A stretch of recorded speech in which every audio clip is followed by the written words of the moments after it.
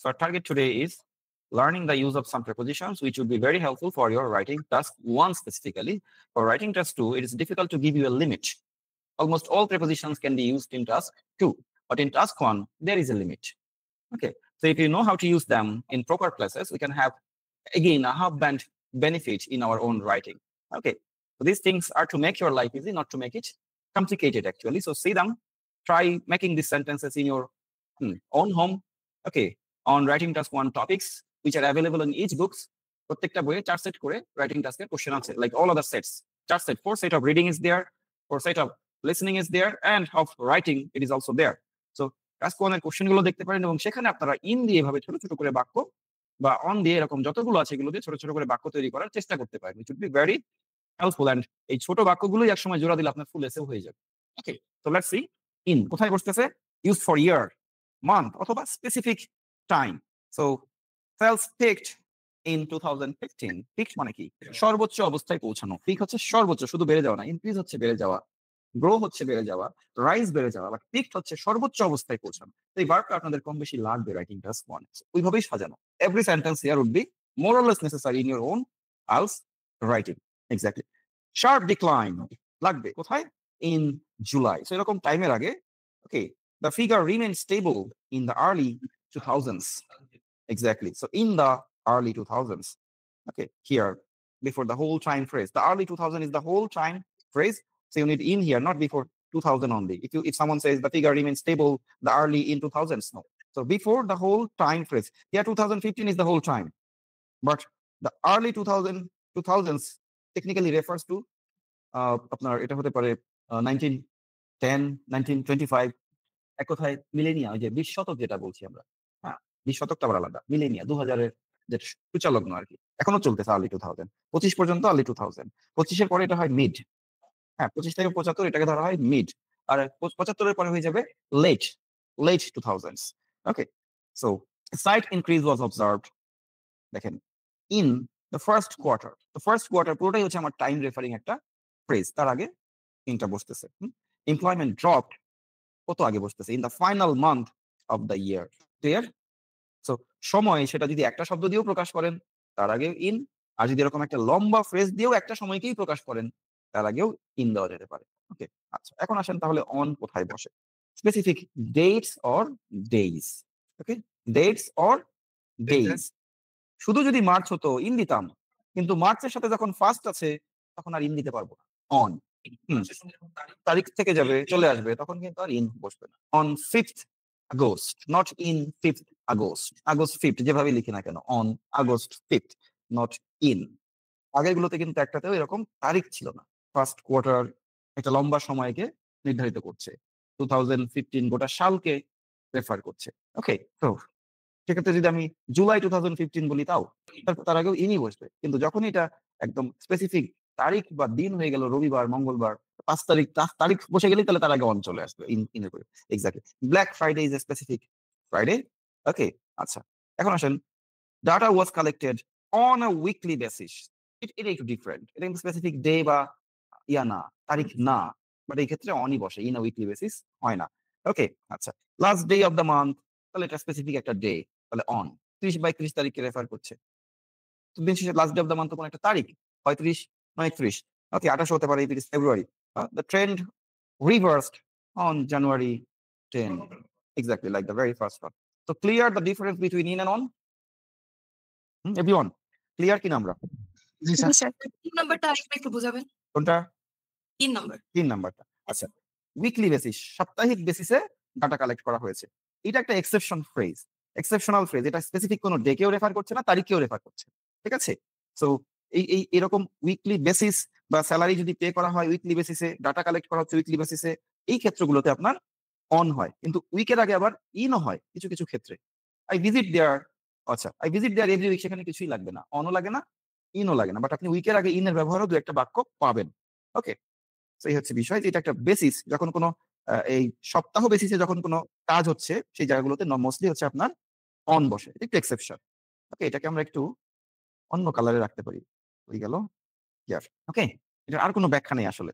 এগুলো যেরকম ব্যাখ্যা করা যাচ্ছে দিন তারিখ অনুসারে, উইকলি বেসিসে এরকম কোনো ব্যাখ্যা নেই, এক্সেপশনালের কোনো ব্যাখ্যা হয় না। ওকে, এক্সেপশন ইজ এক্সেপশনাল। আমরা চলে আসতেছি এবার অ্যাটে। অ্যাট কোথায় বসে? Specific points in time or measurement. Points in time or measurement বোঝা গেল না, আমরা এক্সাম্পল দেখি বোঝা যাবে। ওকে, রেট স্টুড অ্যাট 70% ইন 2012। তাহলে সালের আগে ইনও আছে আর 70% হচ্ছে যে মেজারমেন্ট, মেজারমেন্টের আগে তাহলে আমার কি বসলো? অ্যাট বসলো। তাহলে স্পেসিফিক একটা টাইমে রেটটা কোথায় গিয়ে দাঁড়ালো? 70% গিয়ে দাঁড়ালো। এটি হচ্ছে স্পেসিফিক টাইম অর মেজারমেন্ট অথবা specific measurement in particular time. তো তার আগে আমার অ্যাট আসতেছে। কোন একটা জিনিসের রেট, দাম গিয়ে দাঁড়ালো 70%। ধরেন যে জিনিসটার দাম ছিল 100 টাকা, সেটার দাম হয়ে গেল 70 টাকা, এরকম। ওকে, আচ্ছা। Number peaked, number, salary, price, যাই বলেন না কেন, পিকড। পিকড মানে কি? I just mentioned the meaning of peak in the very first part. Peak মানে কি? সর্বোচ্চ চূড়ায় পৌঁছানো, সর্বোচ্চ অবস্থায়। তাহলে নাম্বার সর্বোচ্চ অবস্থায় গেল অ্যাট 100 ইউনিটস। তাহলে এটা একটা স্পেসিফিক পয়েন্টে পৌঁছালো, 100 ইউনিটে পৌঁছালো। তো এখানে অনও বসে না, ইনও বসে না। মিনিং করে দেখেন, অন 100 ইউনিটস হয়, 100 ইউনিটের উপরে পৌঁছালো, উপরে তো পৌঁছায় না, 100 ইউনিট এ পৌঁছালো। তো এই এ মিনিং এ বা তে মিনিং এ আপনার আসতেছে অ্যাট। ওকে, বস এটা ওভার দিতে পারবো না? ওভার যদি বলি তাহলে তো মিনিং চেঞ্জ হয়ে যাবে। 100 এর উপরে, হ্যাঁ ওভার বলতে পারেন, এখানে ওভারও বসানো যাবে। ওকে, তাহলে মিনিং চেঞ্জ হয়ে যাবে। আচ্ছা, কিন্তু অন বা ইন বসে না কোনোভাবেই। হ্যাঁ, inflation remained at a constant level. একদম স্থির একটা লেভেলে থেকে গেল। এই যে এ অর্থে স্থির একটা লেভেল, এ 70% এ। ওকে, এরকম। The figure stop rising at the end of the period. এখানে অ্যাট দ্য এন্ড, এটা হচ্ছে একটা ফ্রেজ। অ্যাট দ্য এন্ড একটা ফ্রেজ। ওকে, অনেকেই ইন দ্য এন্ড লিখে, হবে না। ওকে, অ্যাট দ্য এন্ড এটা মুখস্থ একটা ফ্রেজ। তো পিরিয়ডের শেষে ফিগারটা আর বাড়লো না, যেন এটা ইয়েলো করা আছে। দ্য প্রসেস বিগিনস, এটা clear, at 100 degree Celsius. Process শুরুই হয় 100 ডিগ্রি তাপমাত্রাতে। তে, এ চলে আসছে না এই জায়গাগুলোতে, তাহলে আমার অ্যাড বসতেছে। ওকে, তাহলে একটু খেয়াল রাখেন কোথায় অ্যাড বসতেছে, এরকম পার্সেন্টেজ বা ডিজিট।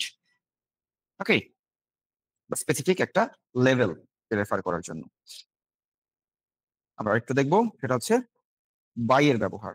এখন আসেন, ডেডলাইন অর এন্ড পয়েন্টের ক্ষেত্রে বাই বসে। ডেডলাইন অর এন্ড পয়েন্ট মানে একটা কাজ আপনি কতদিনের মধ্যে শেষ করবেন, কতদিনের মধ্যে জমা দিতে হবে, এরকম জায়গাগুলোতে বাই বসতে। কিরকম?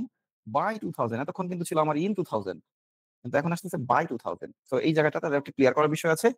আচ্ছা, দ্য পপুলেশন হ্যাড ডাবলড। আমরা যদি ইন 2000 বলি, মিনিং আসবে 2000 সালেই পপুলেশনটা ডাবল হয়েছে। মানে 2000 সালে 2020 মানে 19 ছিল কথার কথা 1 কোটি, 2020 হয়ে গেছে 2 কোটি। তো যদি বিষয়টা তাই হয় যে 19 ছিল 1 কোটি, 20 হয়েছে 2 কোটি, তখন কিন্তু আর বাই হবে না, ইন হবে। In 2000 the population became double.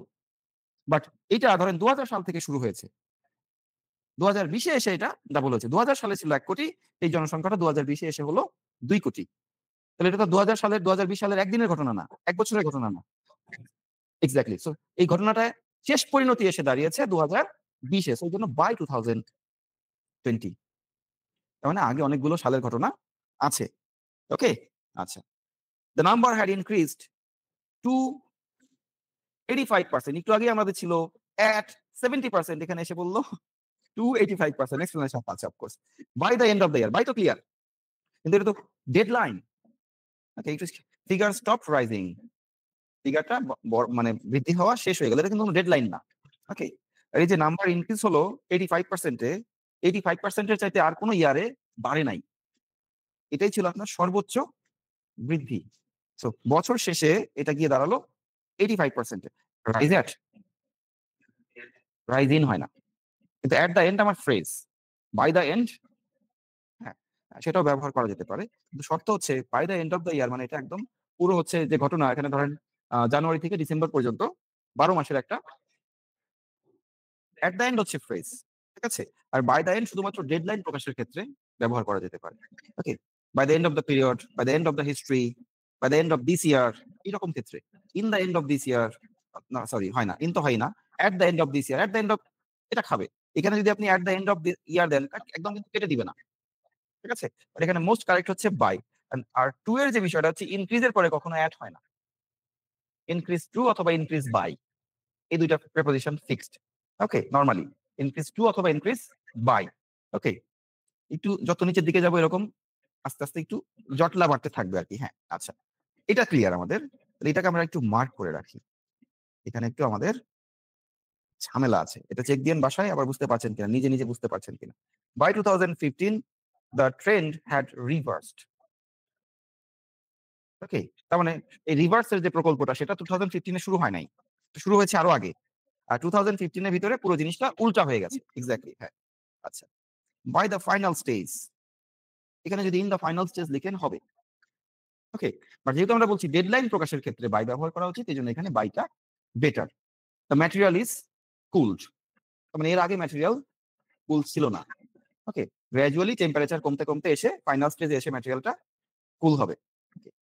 The figure had stabilised by June, এর আগ পর্যন্ত স্টেবল ছিল না, উঠছিল বাড়ছিল, কমছিল বাড়ছিল।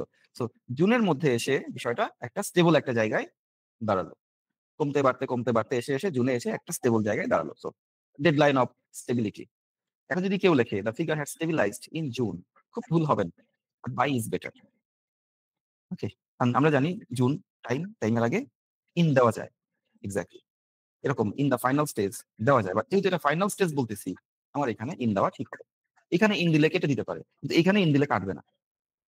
ওকে, আচ্ছা। আর যারা কম্পিউটার বেস পরীক্ষা দিবেন তাদের ক্ষেত্রে কিন্তু আবার এগুলো পুঙ্খানুপুঙ্খ ভুল সবই ধরা হবে, এটা কম্পিউটারে ধরবে। হিউম্যান হইলে এখানে আপনি ইন দিলেন না বাই দিলেন, তাদের খুব বেশি ইয়া থাকতো না।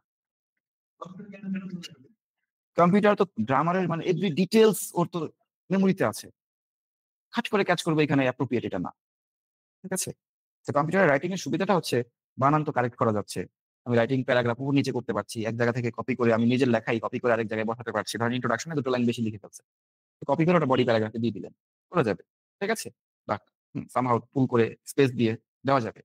কিন্তু মূল সমস্যাটা হচ্ছে কম্পিউটার আপনার এই জাতীয় প্রেপোজিশনাল ভুলস গুলো, পাংচুয়েশনের ভুলগুলো মার্কস কম্পিউটারে বেশি তোলা আছে। ঠিক আছে, তো এটা আমি দিয়ে দিচ্ছি আপনাদের এখানে। হ্যাঁ, কোনো এক্সারসাইজ নাই, এগুলো পড়েন। নেক্সট ক্লাসে আমরা এগুলো এক্সারসাইজ ক্লাসে প্র্যাকটিস করব। ওকে, থ্যাংক ইউ ভেরি মাচ। 10 বাজে ছেড়ে দিই, তো ভালো থাকবেন সবাই। আমরা ক্লাসটা এখানে শেষ করে দিচ্ছি।